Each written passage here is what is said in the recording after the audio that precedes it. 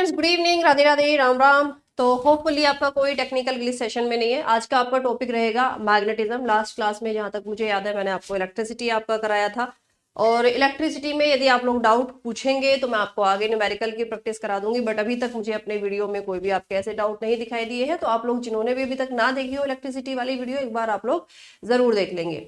Magnetism एक time पर बहुत ज्यादा क्वेश्चन आपके सिलेबस में यहाँ से पूछे जाते थे, बट अभी इस चैप्टर को बहुत ही समराइज कर दिया है। मतलब बहुत ही लिमिटेड पॉइंट अब आपके यहाँ पर हैं जहां से आपके रिपीटेडली क्वेश्चन पूछे जाते हैं। तो जैसा कि आप लोगों को पता है कि मैं आपको मोस्ट इंपोर्टेंट जो थ्योरी सेक्शन है जहां से रिपीटेडली क्वेश्चन पूछे जाते हैं, वही मैं आप लोगों को बच्चा यहाँ पर डेली जो है बच्चा आपका करा रही हूँ। ठीक है, चलिए तो भाई हम लोग अपने सेशन को आगे बढ़ाते हैं। सबसे पहले मैग्नेट आखिरकार किससे बनती है? मैग्नेट जो है बच्चा ये आखिरकार आपकी किससे बनती है? तो मैम आयरन के अयस्क से बनती है, यानी कि लोहे के अयस्क से। और कौन से लोहे के अयस्क से बनती है? तो मैम मैग्नेटाइट से बनती है। Fe3O4 का हम सबसे ज्यादा इस्तेमाल करते हैं किसको? मैग्नेट को बनाने के लिए। मैग्नेट की कुछ बहुत बेसिक प्रॉपर्टी हैं जो आपके एग्जाम में रिपीटेडली हर बार पूछी जाती हैं, और वो क्या है? जैसे मैंने आप लोगों को एक बार मैग्नेट दिया। मैंने क्या दिया बच्चा? आप लोगों को एक बार मैग्नेट दिया, और उस बार मैग्नेट से अब आप लोगों के क्या क्या क्वेश्चन पूछे जाते हैं, तो आप लोग ध्यान से देखेंगे कि भाई ये आपका कोई एक बार मैग्नेट है। क्वेश्चन पूछा जाएगा यदि आपने इसको कट कर दिया इस तरह से, यदि आपने इसको कट किया है तो क्या पोल्स भी डिवाइड हो जाते हैं? नहीं। यदि आपने मैग्नेट को परपेंडिकुलरली कट कर किया है इस तरह से, तो ये अब दोनों हिस्से इंडिपेंडेंट एक मैग्नेट के रूप में कार्य करेंगे। ये दोनों हिस्से अब आप इंडिपेंडेंट मैग्नेट के रूप में कार्य करेंगे। मान लिया आपने फिर से यहां से इसको कट कर दिया, यहां से आपने इसको कट कर दिया, तो फिर ये दोनों आपके इंडिपेंडेंटली कार्य करेंगे। आप मैग्नेट को परपेंडिकुलरली चाहे कितने भी छोटे से छोटे रूप में कट कर दीजिए, वो छोटे से छोटा हिस्सा अपने आप में एक इंडिपेंडेंट मैग्नेट के रूप में कार्य करना शुरू कर देता है। लेकिन अगर मैं किसी बार मैग्नेट को हॉरिजॉन्टली कट करती हूं, तो इस केस में इनके पोल्स आपके डिवाइड हो जाते हैं। इस केस में जो पोल्स होते हैं बच्चा ये आपके डिवाइड हो जाते हैं। जब मैंने कैसे कट किया है? हॉरिजॉन्टली, तो इस केस में अब आपके पोल जो है ये डिवाइड हो जाएंगे। इस केस में जो आपके पोल है बच्चा ये अब आपके डिवाइड हो जाएंगे। ठीक है, ओके। पोल्स बच्चा अब आपके इस केस में डिवाइड हो जाएंगे। अब मैग्नेट जो हमारे सिलेबस में है वो सबसे ज्यादा बार मैग्नेट ही है। बाकी आपके सिलेबस में ना डिस्क मैग्नेट से, ना स्फेरिकल मैग्नेट से, ना ही हॉट इशू मैग्नेट से आपके क्वेश्चन पूछे जाते हैं। लेकिन हर मैग्नेट के नॉर्थ पोल और साउथ पोल होते हैं, ये आप लोग याद रखेंगे। सबसे ज्यादा जो हमारे सिलेबस में है वो आपकी बार मैग्नेट है। मैम ये कैसे पता लगता है कि कौन सा नॉर्थ पोल है और कौन सा साउथ पोल है? तो इसके लिए बच्चा हम लोग यूज करते हैं किसका? मैम कंपास का। कंपास हमारे पास में एक छोटी सी इस तरह का एक इंस्ट्रूमेंट होता है। ठीक है, यहाँ पर एक इसमें सुई जैसी स्ट्रक्चर हमको दिखाई देती है, और यहाँ ऐसे डॉट लगा होता है। ये डॉट जिस तरफ आकर रुकता है, वो होता है नॉर्थ पोल, और दूसरे को हम क्या मान लेते हैं कि ये हमारा फिर साउथ पोल है। ये हमारा फिर बचा दूसरा क्या बचा? आपका साउथ पोल बचा। तो ये कंपास होती है जो हमको मैग्नेटिक प्रॉपर्टीज को बताने में हेल्प करती है। चलिए, अब एक आपके ऑस्टेड साहब थे। ऑस्टेड साहब ने मैग्नेट से कनेक्ट कर दिया इलेक्ट्रिसिटी को। मतलब अपने आप में एक ऐसा अजूबा, अपने आप में एक ऐसी खोज जो उस समय तक लोग नहीं सोच पा रहे थे। इन्होंने क्या किया? आराम से पढ़ते हैं और समझते हैं। Hans Christian Ørsted, one of the leading scientists of the 19th century, played a crucial role in the understanding electromagnetism. In the 1820, he accidentally discovered that compass needle got deflected when an electric current passed through a metallic wire placed nearby. Through this observation, Ørsted showed that electricity and magnetism were related phenomena. His research later created technology such as radio, television. आज जो हम fibre optics तलक का भी इस्तेमाल करते हैं वो किसकी वजह से बच्चा हम लोग कर पाते हैं? ऑस्टेड साहब की वजह से। और इन्हीं के सम्मान में हमने magnetic field strength is named the oersted in his honour. ठीक है, इन्होंने क्या करा, इन्होंने देखा, देखो इतनी लंबी भाषा की पता है आपको, प्रैक्टिकली यानी लॉजिकली अगर हम समझेंगे, एक तार था जिसमें आपकी आई करंट फ्लो हो रही थी।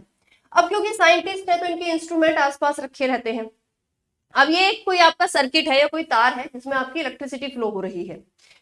पास में कंपास रखी हुई थी, है ना, पास में कंपास रखी हुई थी। अब कंपास किसके लिए है, मैग्नेट के लिए। और इलेक्ट्रिसिटी क्या, करंट को कैरी करती है। दोनों का आपस में कोई रिलेशन नहीं है, दोनों की आपस में अलग प्रॉपर्टी है, अलग मैग्नेटिक, अलग आपके फील्ड होते हैं, है ना, तो दोनों का आपस में कोई रिलेशन नहीं था। लेकिन जब ये पास में रखी हुई कंपास इलेक्ट्रिसिटी फ्लो कराने से हिली, तो इनके दिमाग ने सोचा कि ये तो यहां पे, मतलब आप ऐसे सोचो ना कि कोई तार है जिसमें करंट जा रही है। अब आपकी चाहे वहां पे लकड़ी का पूरा एक गट्ठा पड़ा हो, लकड़ी में कोई इफेक्ट नहीं पड़ता ना, लकड़ी प्लास्टिक, कभी देखा आपने कि वहां से बिजली का तार था, है ना, और वहां पर आपकी इलेक्ट्रिसिटी फ्लो कर रही थी और वो आपका हिलना शुरू हो गया, नहीं ना। लेकिन मैग्नेट जो आपकी जो कंपास निडल थी वो डेविएट हुई, वो हिली अपनी जगह से। अब क्योंकि साइंटिस्ट है तो इन्होंने बार बार फिर switch on switch off, switch on switch off, बार बार करके देखा। ये जैसे ही स्विच ऑन करते थे निडल हिलना शुरू कर देती थी, जैसे ही स्विच ऑफ करते थे ये हिलना बंद कर देती थी। और यही एक्सपेरिमेंट अगर 11th 12th में या बाद में ग्रेजुएशन में तो कराया जाता है ना, बच्चों को समझाने के लिए। और फिर इन्होंने कहा कि इलेक्ट्रिसिटी और मैग्नेटिज्म आपस में कनेक्टेड है, यानी इलेक्ट्रोमैग्नेटिज्म के बारे में बताने वाले ये पहले इंसान थे। इलेक्ट्रोमैग्नेटिज्म जिस पर आज हम इतनी बड़ी रिसर्च करते हैं, है ना, जिसकी वजह से आज चीजें बहुत आसान हो गई, यानी इलेक्ट्रिसिटी और मैग्नेटिज्म आपस में कनेक्टेड है, ये बात इन्होंने बताई। चलिए आगे बढ़ते हैं। अगला क्वेश्चन पूछा जाता है मैग्नेटिक लाइंस से और मैग्नेटिक फील्ड से। किससे, मैग्नेटिक लाइंस और मैग्नेटिक फील्ड से बच्चा आपका क्वेश्चन पूछा जाता है। जैसे मान लीजिए ये आपकी एक मैग्नेट है, ये नॉर्थ पोल है, ये साउथ पोल है। क्वेश्चन है एग्जामिनर का फेवरेट कि मैग्नेटिक लाइंस एक दूसरे को कहां पर कट करती हैं। एक सेकंड का आप लोग मुझे समय देंगे, बस एक सेकंड का।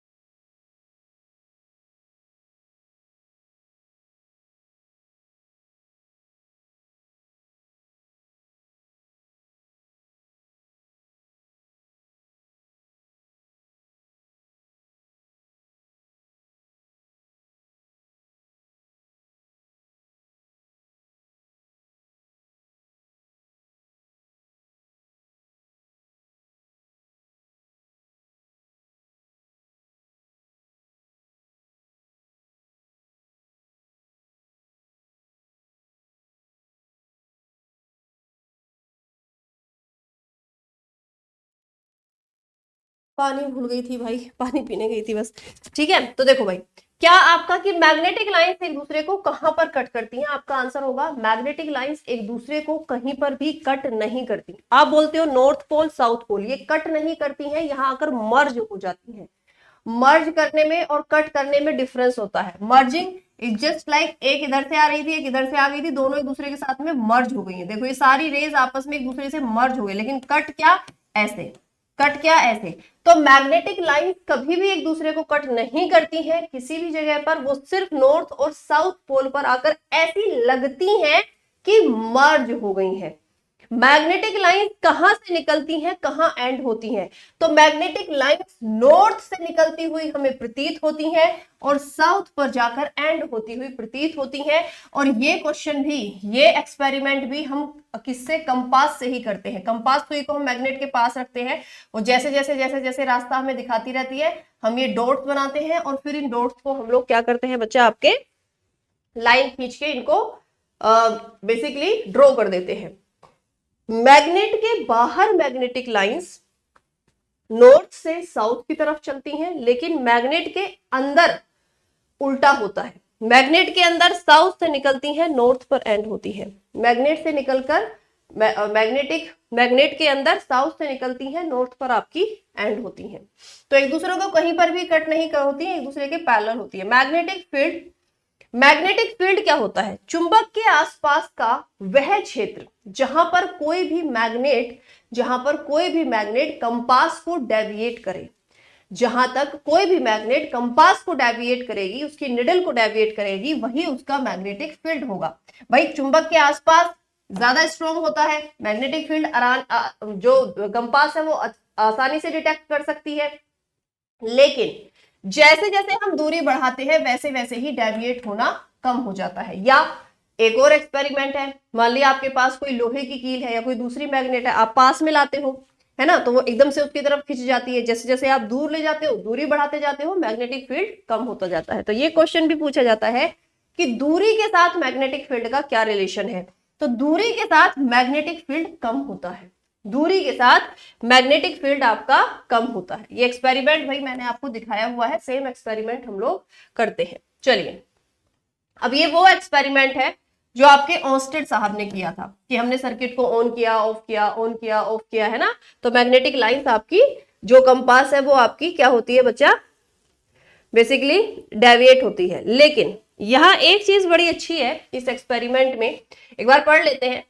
A simple electric circuit in which a straight copper wire is placed parallel to and over a compass needle, the deflection in the needle becomes opposite when the direction of the current is reversed. ये बहुत अच्छी चीज है इस experiment के साथ में कि हमने एक कॉपर का तार लिया, एक सर्किट बनाया छोटा सा, है ना, हमने स्विच ऑन किया, कंपास रखी हुई थी, स्विच ऑन किया, इलेक्ट्रिसिटी फ्लो करेगी, मतलब करंट आपकी क्या पॉजिटिव टू नेगेटिव जा रही है। तो उस समय पर जो आपकी उस समय पर भाई जो आपकी ये कंपास है, ये यहां नॉर्थ दिखा रही है और यहां कहीं साउथ दिखा रही है। लेकिन अब मैंने करंट की डायरेक्शन को बदल दिया, टर्मिनल्स को बदल दिया ना, अब मैंने करंट की डायरेक्शन को रिवर्स कर दिया, तो मैंने देखा तुरंत जो आपकी मैग्नेटिक यानी जो कंपास लगी है उसने भी अपनी डायरेक्शन को रोटेट कर दिया। अगर आप करंट की डायरेक्शन बदलते हो तो मैग्नेटिक फील्ड की डायरेक्शन बदल जाती है। ये यहां पर एक्सपेरिमेंट के जरिए बताने की आपको कोशिश की जा रही है कि भाई इतना स्ट्रॉन्ग रिलेशन है, इतना स्ट्रॉन्ग रिलेशन है। अब आते हैं फ्लेमिंग का राइट हैंड रूल और फ्लेमिंग का लेफ्ट हैंड रूल। बहुत आसान है आपका समझना। उससे पहले आपका राइट हैंड थंब रूल क्या कहता है? राइट हैंड थंब रूल बहुत आसान है। ये मेरा सीधा हाथ है ना, ये भाई मेरा सीधा हाथ है, इसमें जो मेरा अंगूठा है, ये करंट की डायरेक्शन को दिखाता है। किसको? करंट की डायरेक्शन को दिखाता है। थोड़ा इधर हो जाती हूँ, क्लियर दिखेगा। ओके, अब जिस डायरेक्शन में मेरी उंगली मुड़ेंगी, कोई भी अगर आपका कंडक्टर है, मान लिया कॉपर का तार है, जिसमें इस डायरेक्शन में आपकी क्या हो रही है बच्चा? करंट फ्लो हो रही है। अब देखो, ये जिस डायरेक्शन में मेरी उंगली मुड़ेंगी उसी डायरेक्शन में मैग्नेटिक फील्ड होगा, उसी डायरेक्शन में क्या होगा बच्चा? आपका मैग्नेटिक फील्ड होगा। यही बात इस रूल में आपकी बताई जाती है। क्लियरली पढ़कर भी आपको बता देती हूं अगर किसी को डाउट है। A convenient way to finding the direction of magnetic field associated with a current carrying conductor in given figure. Imagine that you are holding a current carrying straight conductor in your right hand such that the thumb point toward the direction of current. When your finger will wrap around the conductor in the direction of the field lines of the magnetic field as shown in figure, this is known as the right hand thumb rule. यही बात आपसे बताई गई है। अब इसको अगर आपको बिल्कुल किताब के हिसाब से समझना है तो किताब के हिसाब से थोड़ा सा हाथ को रखना बस मुश्किल हो जाता है। देखो ये ऐसे किया गया है एक्सपेरिमेंट ना, ऐसे किया गया है कि यहाँ पर ये मेरा सीधा हाथ है, अब ये जो अंगूठा है ये किसको दिखा रहा है? करंट को। अब देखो मैग्नेटिक फील्ड किसके तरफ होगा? मैग्नेटिक फील्ड जिस तरफ मैं अपनी उंगलियां मोड़ूंगी, सेम आ रही है ना डायरेक्शन। देखो यहाँ रख लेती हूँ, ठीक है, ये आपकी करंट को दिखा रहा है अंगूठा। अब मैंने मैग्नेटिक फील्ड ऐसे अपनी उंगलियां मोड़ी तो ये किसकी डायरेक्शन है? मैग्नेटिक फील्ड की। और यही डायरेक्शन तो आपकी यहाँ बनी हुई है, यही डायरेक्शन तो आपकी यहाँ बनी हुई है। चलो एक क्वेश्चन देखते हैं, क्योंकि एनसीईआरटी से ही देखो आपके एग्जाम में क्वेश्चन भी पूछे जाते हैं। A current through a horizontal power line flows in an east to west. क्या है? ईस्ट टू वेस्ट, ठीक है। ये रहा east to west, what is the direction of the magnetic field at a point directly below at and at a point directly above it. Direction of the magnetic field at a point of the directly below and the directly above it. चलो ठीक है, करके देख लेते हैं भाई, करना ही पड़ेगा हमको ये, तो अंगूठे को रखना थोड़ा सा मुश्किल हो जाएगा। ठीक है, ये बोल रहे हैं कि भाई ये जो अंगूठा है, ये जो बच्चा आपका अंगूठा है, तो ये क्या है भाई, देखो आपका ये अंगूठा करंट को कैरी ऑन करेगा, तो मैग्नेटिक फील्ड की डायरेक्शन एक तो आपकी ये हो गई, एक तो आपकी ये हो गई, दूसरा भाई आपका क्या हो सकता है, क्योंकि ये आपकी करंट है, तो अगर ये नीचे वाले सेक्शन की मैं बात करूं तो यहां पर भाई मेरे को रखना होगा, फिर मेरे करंट की डायरेक्शन देखो, मैग्नेटिक फील्ड की डायरेक्शन अंदर की तरफ बनेगी। एक तो जब मैं अंगूठे को ऐसे रख सकती हूँ, दो तरीके हो सकते हैं ना, एक तो मैंने ऐसे रखा और एक मैंने ऐसे रखा, क्योंकि अंगूठे का हमें ये पता है कि अंगूठा करंट को दिखाता है, तो जब मैं ऐसे रखूंगी तो क्या हो गया, फिर मेरे मैग्नेटिक फील्ड की डायरेक्शन अंदर की तरफ होगी, क्या हो गई, अंदर की तरफ हो गई। एक बार आंसर मैच भी कर लेते हैं। The current is the east west direction, applying the right hand thumb rule we got that the magnetic field at any point below or above the wire turns clockwise in the plane perpendicular to the wire। ठीक है, to the wire मतलब ये यही वाली condition ले रहे हैं कि अंदर की तरफ, है ना, अंदर की तरफ। ये बोल रहे हैं ऊपर नीचे कहीं भी जाओ, लेकिन जो राइट और कन्वीनियंट है वो यही है कि अंगूठा किसको दिखा रहा है, आपके करंट को, और फिर मैग्नेटिक फील्ड आपको किसको, मुड़ती हुई उंगलियां जो है ये मैग्नेटिक फील्ड को रिप्रेजेंट करेंगी, यानी तल की ओर। आंसर क्या हो जाएगा, तल की ओर। चलिए नेक्स्ट है फ्लेमिंग लेफ्ट हैंड रूल और राइट हैंड रूल। फ्लेमिंग का लेफ्ट हैंड रूल क्या कहता है, ये मेरा उल्टा हाथ है, इसमें भाई आप लोग देखोगे तो यहाँ पर ये तीन फिंगर, अंगूठा और ये दो उंगलियां, ये जो अंगूठा है ये किसको, फोर्स को दिखाता है, किसको, फोर्स को। FBI याद करेंगे, ये जो इंडेक्स फिंगर है, ये जो इंडेक्स फिंगर है ये मैग्नेटिक फील्ड को दिखाती है, और ये जो मिडल फिंगर है ये किसको, करंट को यानी धारा को दिखाती है। यानी जितनी भी हमारी मोटर्स होती हैं, कोई भी मोटर कहीं पर भी लगी हुई है, क्वेश्चन पूछा जाता है किस प्रिंसिपल पर, क्योंकि देखो आपके ना एप्लीकेशन बेस्ड साइंस है, आपके डेरिवेशन नहीं है, बहुत बड़े बड़े फॉर्मूला नहीं है, न्यूमेरिकल नहीं है, आपकी साइंस है एप्लीकेशन बेस्ड, कि कहां पर कौन सी चीज यूज होती है ये आपको पता होना चाहिए। तो क्या भाई आपका जितने भी आपकी इलेक्ट्रिक मोटर होती हैं ये सब फ्लेमिंग के लेफ्ट हैंड रूल पर ही कार्य करती हैं। तो FBI आप लोग याद कर लेंगे, तीनों के बीच में 90 डिग्री का एंगल होता है, तीनों के बीच में 90 डिग्री का एंगल होता है। फिर आते हैं हम लोग फ्लेमिंग के राइट हैंड रूल पर। फ्लेमिंग के राइट हैंड रूल पर एक छोटा सा न्यूमेरिकल दिया हुआ है, देख लेते हैं। An electron enters a magnetic field at right angle to it as shown in the figure। ठीक है, the direction of force acting on the electron will be। okay, electron enters, magnetic field हमको दिया हुआ है, electron की direction हो गई है करंट की डायरेक्शन FBI, तो B हमको दिया हुआ है, बताना क्या है हमको, the direction of the force. Okay, force हमें बताना है, B दिया हुआ है।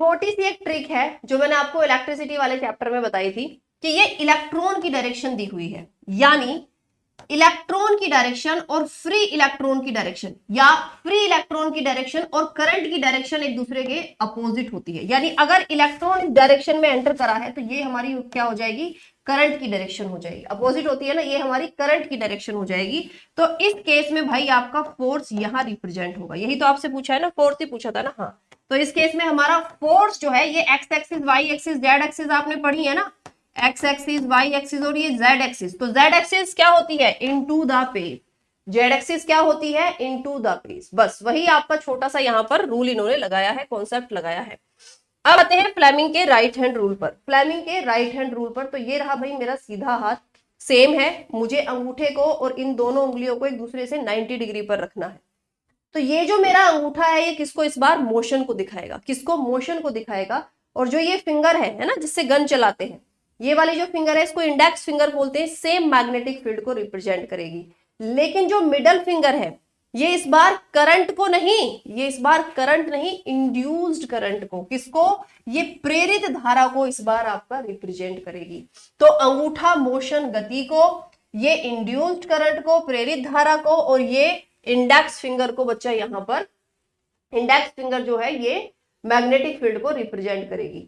मैम यूज बताइए, एप्लीकेशन कहां पर ये आपका एप्लीकेबल होता है, तो डायनामो, इलेक्ट्रिक जनरेटर जितने भी होते हैं वो सब फ्लेमिंग के राइट हैंड रूल पर कार्य करते हैं, इलेक्ट्रोमैग्नेटिक प्रिंसिपल पर कार्य करते हैं। भाई सिंपल सी बात है, मोशन आ गया है, इंड्यूस्ड करंट आपकी आ गई है ना, मैग्नेटिक फील्ड आ गया है, तो इलेक्ट्रोमैग्नेटिज्म का कॉन्सेप्ट यहां पर आपका कार्य करता है।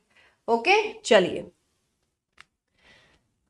कुछ क्वेश्चंस हैं जो चैप्टर से पूछे जाते हैं, जैसे पैरामैग्नेटिक क्या है, डाईमैग्नेटिक क्या है ना, आपका पैरामैग्नेटिक क्या है, तो इसको समझते हैं आसान लैंग्वेज में। देखो हमारी पीरियोडिक टेबल हमें कुछ कुछ ऐसी नजर आती है, जैसे टेबल को मैंने उल्टा कर दिया, तो इसको समझना बहुत आसान है। ये बच्चा आपका डी ब्लॉक में आयरन है, डी ब्लॉक में क्या है बच्चा आपका आयरन है, यानी आयरन के आसपास वाले, आयरन और आयरन के आसपास वाले जितने भी आपके एलिमेंट्स होते हैं वो अधिकतर सभी फेरोमैग्नेटिक या लोह चुंबकीय होते हैं। पी ब्लॉक में क्या है मैम, पी ब्लॉक में या तो मेटलॉइड्स है या नॉन मेटल है। अब नॉन मेटल क्या आपके अट्रैक्ट होंगे, सल्फर हो गया, ऑक्सीजन हो गया, ये मैग्नेट की तरफ अट्रैक्ट होते हैं, मैम नहीं होते, तो ये हो गए डायमैग्नेटिक। अब होपफुली आपको ये वाली चीजें याद होंगी, यहाँ थोड़ी थोड़ी याद होंगी, नहीं होंगी तो मैं याद करा दूंगी। पैरामैग्नेटिक, फिर क्या बच्चा आपका पैरामैग्नेटिक, ये कौन सा है, एस ब्लॉक है। यहाँ क्या होते हैं मैम, अधिकतर आपके मेटल्स हैं, लेकिन ये लोहे के आसपास वाले नहीं है, लेकिन ये लोहे के आसपास वाले नहीं है, दैट्स मीन बहुत लाइट अट्रैक्शन होता है, अनुचुंबकीय होते हैं। तो जो लाइट अट्रैक्शन दिखाएंगे अनुचुंबकीय, स्ट्रॉन्ग अट्रैक्शन दिखाएंगे लोह चुंबकीय, और जो पूरी तरह से रिपेल करेंगे कि भैया हमें कोई मतलब नहीं है मैग्नेट वैग्नेट क्या है, तो वो होते हैं आपके डाईमैग्नेटिक। वो क्या होते हैं बच्चा आपके डाईमैग्नेटिक। एक क्वेश्चन पूछा जाता है, what is Curie temperature, Curie तापमान क्या होता है। बहुत आसान है समझना, है ना, हम लोग आसान लैंग्वेज में एकदम समझेंगे कि क्यूरी तापमान आपका क्या होता है। तो क्यूरी तापमान बहुत आसान है। देखो मैंने आपको ना एक फेरोमैग्नेटिक सब्सटेंस दिया, अब आपको पता है कि जब हम मैग्नेट को गर्म करते हैं तो वो अपनी मैग्नेटिक प्रॉपर्टी को खोता जाता है। कोई भी मैग्नेटिक सब्सटेंस है, आप उसको गर्म करना शुरू कीजिए, उसकी मैग्नेटिक प्रॉपर्टी कम हो जाएंगी। मैंने आपको कोई एक फेरोमैग्नेटिक सब्सटेंस दिया, आपने उसको गर्म करना शुरू किया, धीरे धीरे धीरे धीरे धीरे धीरे क्या होगा, वो मैग्नेटिक प्रॉपर्टीज को लूज करता जाएगा, और एक स्टेज ऐसी होगी जहां ये फेरोमैग्नेट पैरामैग्नेट में चेंज हो जाएगा, जहां ये फेरोमैग्नेट पैरामैग्नेटिक में चेंज हो जाएगा, और उसी तापमान को हम क्यूरी टेम्परेचर या क्यूरी तापमान बोलते हैं, जो हर एक मेटल का लगभग अलग होता है, जो हर एक मेटल का अलग होता है। जैसे आयरन का 770, निकिल का 3500, सॉरी 350 के आसपास, और कोबाल्ट का 1120 के आसपास हो सकता है। ये हर एक एलिमेंट का आपका अलग अलग है। कुछ आपके क्वेश्चंस है जो फॉर्मूला बेस्ड पूछे जाते हैं, जैसे क्वेश्चन पूछा जाएगा कि किसी भी गतिमान चालक में और मैग्नेटिक फील्ड में क्या डिफरेंस, क्या आपका रिलेशन होता है। तो सिंपल डेरिवेशन नहीं है, बोला फॉर्मूला याद कर लीजिए। मान लीजिए कोई आपका चार्ज है जो v वेलोसिटी से इस b मैग्नेटिक फील्ड में एंटर करता है, कोई चार्ज है v वेलोसिटी से इस b मैग्नेटिक फील्ड में एंटर करता है, तो वैल्यू बनेगी f की यहाँ पर फोर्स, इस चार्ज पार्टिकल पर इस मैग्नेटिक फील्ड के द्वारा कितना फोर्स लगेगा, इस चार्ज पार्टिकल पर इस मैग्नेटिक फील्ड के द्वारा कितना फोर्स लगेगा, q v B sine theta, कितना लगेगा, q v B sine theta. अगला क्वेश्चन पूछेगा, ये फोर्स मैक्सिमम कब हो सकता है, अधिकतम कब हो सकता है, तो जब थीटा की वैल्यू 90 डिग्री होती है, थीटा की वैल्यू 90 डिग्री होती है, जब साइन थीटा मैक्सिमम होता है। दैट्स मीन अगर थीटा की वैल्यू 90 डिग्री रखोगे तो साइन 91, तो F max is equals to q v B, F max is equals to q v B. अब मैम ये फॉर्मूला निकालने से हमारा और क्या प्रॉफिट है, और प्रॉफिट ये है कि मुझे बी की यूनिट निकालनी आ जाएंगी।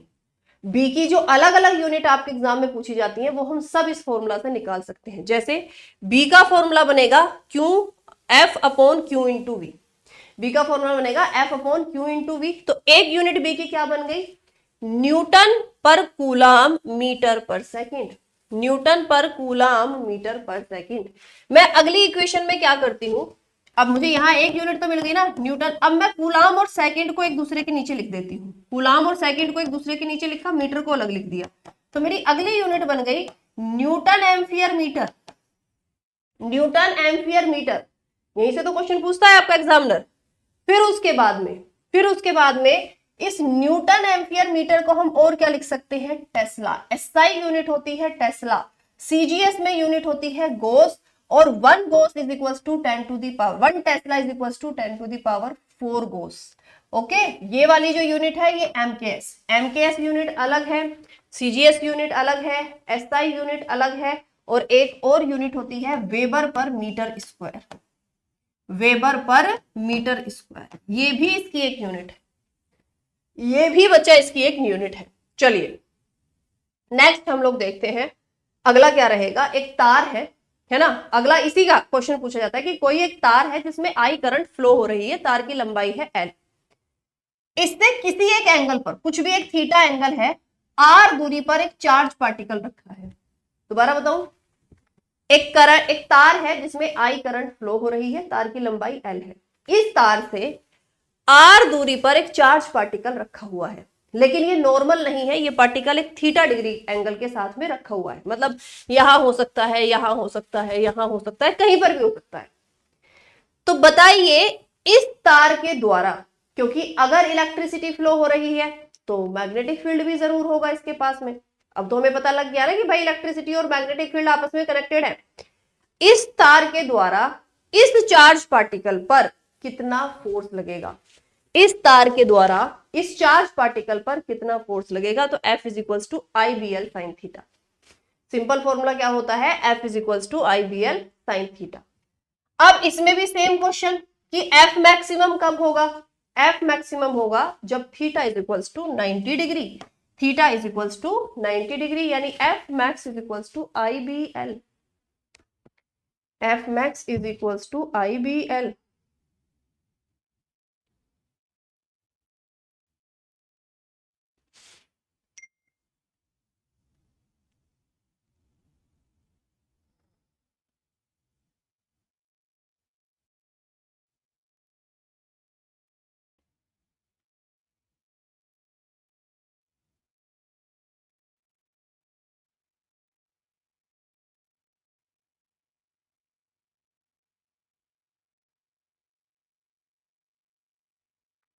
समझ आया यहां तक?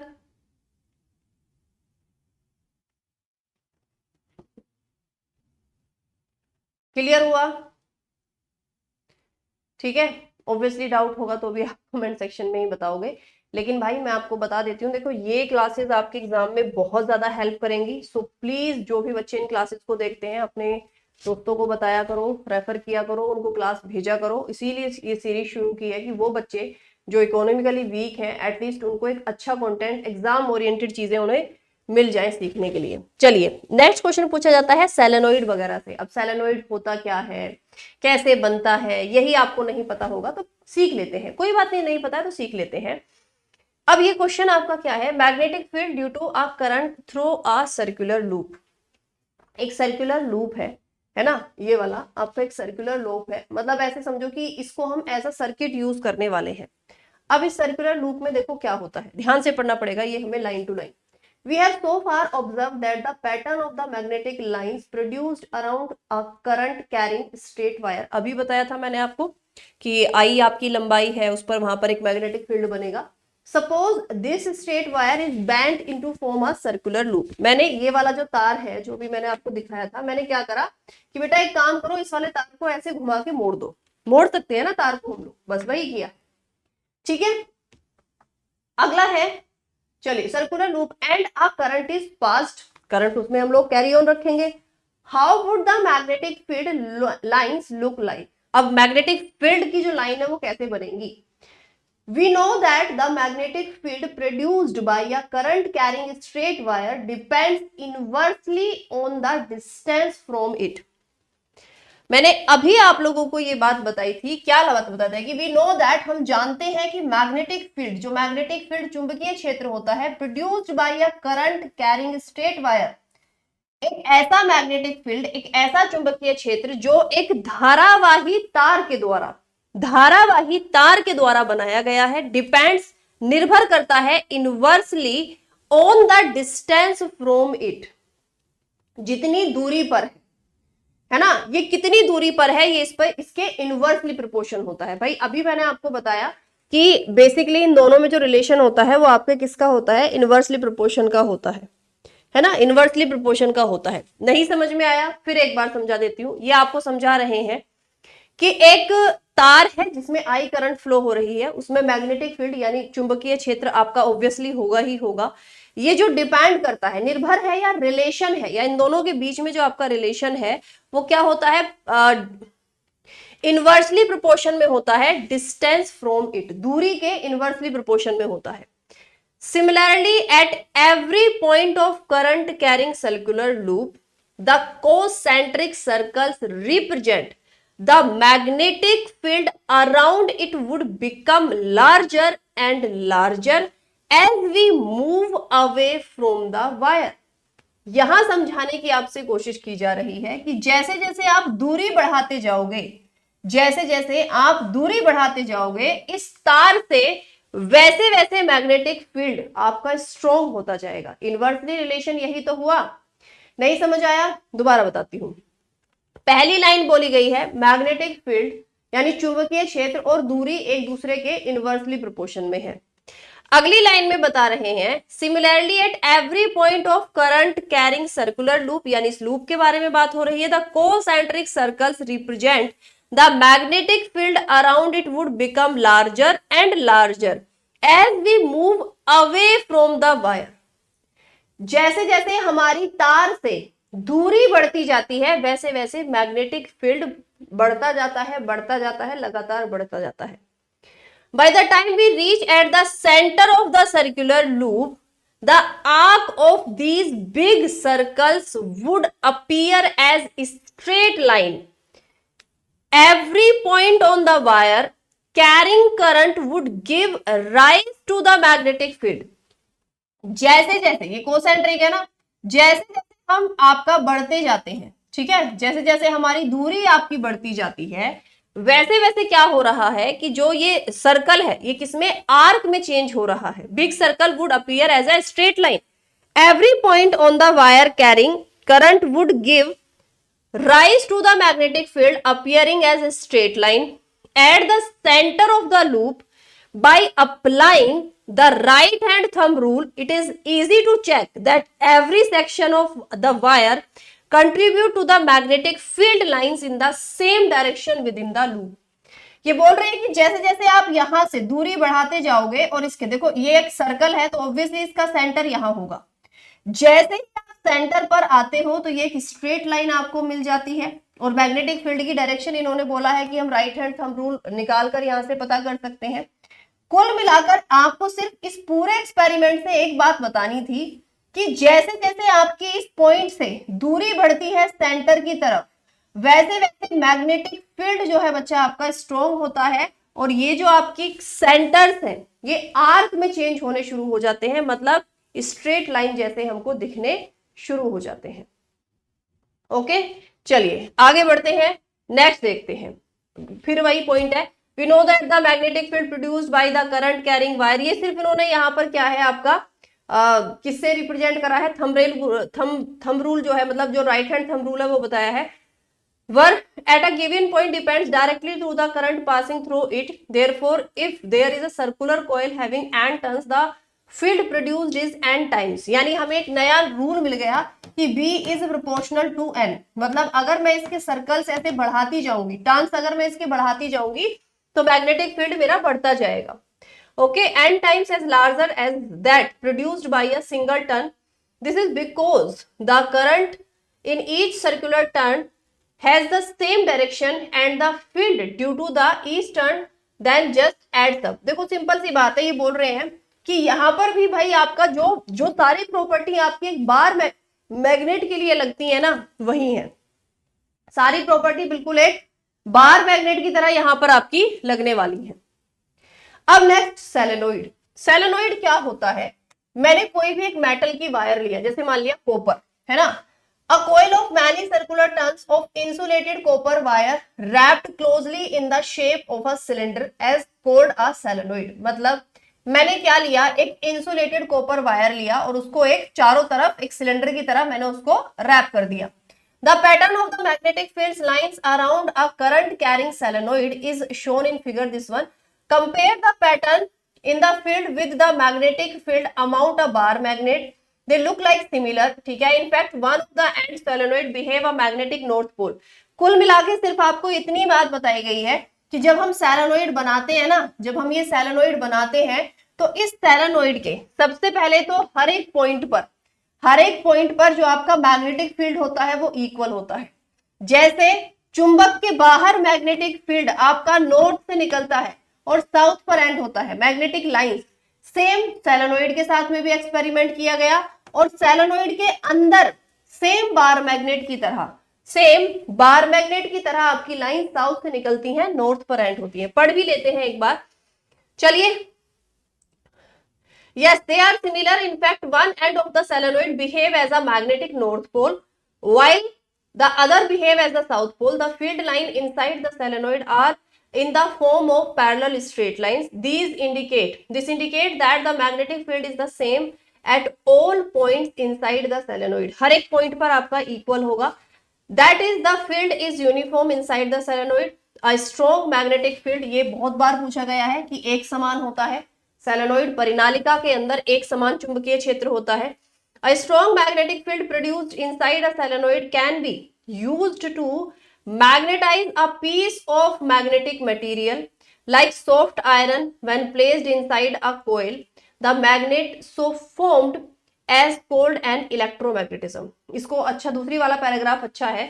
ये बोल रहे हैं कि strong magnetic field produced inside a solenoid can be used to magnetise a piece of magnetic material like soft iron. अगर मैं इस सोलेनोइड के अंदर एक छोटा सा सॉफ्ट आयरन का टुकड़ा रखती हूं और उसको फिर अगर बाहर निकाला जाए तो वो सॉफ्ट आयरन का टुकड़ा थोड़ी देर तक अपने आप में मैग्नेट की तरह बिहेव करता है, यानी दिस इज कॉल्ड इलेक्ट्रोमैग्नेटिज्म। कि हमने इलेक्ट्रिसिटी प्रोवाइड की थी, वहां पर एक स्ट्रॉन्ग मैग्नेटिक फील्ड क्रिएट हुआ, मैंने एक छोटा सा आयरन का पीस उसके अंदर डाला और जब उसको बाहर निकाला तो देखा वो खुद अपने आप में एक मैग्नेट की तरह बिहेव करना, क्योंकि उसके अंदर थोड़ी सी मैग्नेटिक प्रॉपर्टी टेम्परेरी टाइम के लिए आ जाती है। मैग्नेटिज्म को हम मेडिसिन में कैसे यूज करते हैं, तो आप सबने सुना ही होगा MRI, मैग्नेटिक रेजोनेंस इमेजिंग, पूरी इसी प्रिंसिपल पर काम करती है। पूरी इसी प्रिंसिपल पर आपका बच्चा काम करती है। कैसे काम करती है ये मशीन, ये देख लीजिए। And electric current always produced a magnetic field, even weak ion current that travel along the nerve cells in our body produce magnetic field. ये बात मैंने आप लोगों को बताई थी कि हमारी बॉडी के अंदर आयंस होते हैं, आयंस है वो मोशन में है, यानी वो गति की अवस्था में है, तो इसका मतलब उनके पास में अपना छोटा मोटा एक करंट है, इलेक्ट्रिसिटी है। और अगर इलेक्ट्रिसिटी है तो मैग्नेटिक फील्ड होगा कि नहीं होगा? अगर इलेक्ट्रिसिटी है तो इसका मतलब क्या है भाई, जहां से इलेक्ट्रिसिटी फ्लो करेगी उसका मतलब क्या है कि भैया वहां पर आपका मैग्नेटिक फील्ड भी होगा। अब जहां मैग्नेटिक आपका इलेक्ट्रिसिटी है वहां मैग्नेटिज्म होगा, और मैग्नेटिक फील्ड पर ही तो हमें सारा कुछ काम करना है। When we touch something, our nerves carrying an electric impulse to the muscles we need to use. This impulse produced a temporary magnetic field. These fields are very weak and are about 1 billionth of the Earth magnetic field. तो इसीलिए हमको ज्यादा महसूस नहीं होती ये सब चीजें। Two main organs in the human body where the magnetic field produced is significant are the heart and the brain। सबसे ज्यादा इफेक्टिव हार्ट और ब्रेन के पास में होता है, क्योंकि मैंने बताया था sodium ion, potassium ion, magnesium ion बहुत ज्यादा होते हैं और जरूरी होते हैं। The magnetic field inside the body from the basics of obtaining the images of the different body parts. This is done using the technique called magnetic resonance imaging, MRI। Analysis of these images help in the medical diagnosis। Magnetism has thus got important uses in medicine। यानी ये समझाने की कोशिश कर रहे हैं जब हमारी बॉडी के किसी भी पार्ट में कोई ऐसी दिक्कत है बीमारी है जो हम नॉर्मली डिटेक्ट नहीं कर पा रहे हैं, तो हम एमआरआई कराने जाते हैं ना। तो वो एमआरआई कैसे काम करती है, क्योंकि हमारे बॉडी के पास अपना खुद का एक मैग्नेटिक फील्ड है, हमारी अपनी बॉडी के अंदर एक मैग्नेटिक लाइंस होती हैं, उन्हीं को डिटेक्ट करती है, उसी की हेल्प से ये बीमारियों को डायग्नोज कराने में हमारी बॉडी की हेल्प करती है। तो चलिए, मैं उम्मीद करती हूँ कि ये सेशन आप लोगों की एग्जाम में जरूर मदद करेगा। बाकी भाई आप लोग इसी तरह के सेशंस के लिए मेरे साथ और मेरी टीम के साथ जुड़ सकते हैं। पीडब्ल्यू की आप लोगों को एप्लीकेशन डाउनलोड करनी होगी। आप लोग सिंपल, ये वेबसाइट है, सिंपल आप लोग गवर्नमेंट एग्जाम रेलवे सेलेक्ट करोगे और मेरे से पूरे साल भर इसी तरह की इंटरेक्टिव क्लासेस के लिए रेलवे के महापैक से जुड़ सकते हो। ये रेलवे का महापैक आप लोगों को, इसमें पूरे साल भर हमारी लाइव क्लासेस मिलती है और मात्र कितने रुपए में, 1499 में ये बैच आपको मिल सकता है। बाकी यदि कोई भी डाउट बनता है ना, तो वो आप लोग मुझे कमेंट सेक्शन में जरूर बताएंगे, ठीक है। यदि कोई भी आपका डाउट है तो वो भाई आप लोग मुझे कमेंट सेक्शन में बता दिया करो। वीडियो अपलोड होने के बाद में मैं आप सबके कमेंट पढ़ती हूँ, और ये सेशंस को प्लीज दूसरे लोगों तक, दूसरे बच्चों तक पहुंचाना शुरू करो, क्योंकि बहुत जरूरी है। एग्जाम सर पर है, एक के बाद एक अब आपकी रेलवे में वैकेंसी आती रहेंगी, सारे ही सेक्शंस में वैकेंसी आ रही है, बट रेलवे में ऑब्वियसली साइंस इंपॉर्टेंट है। तो ये तो आप सोच ही नहीं सकते कि हम बिना साइंस के एग्जाम क्रैक कर देंगे। ओके, चलिए बाय बाय, टेक केयर, जय हिंद।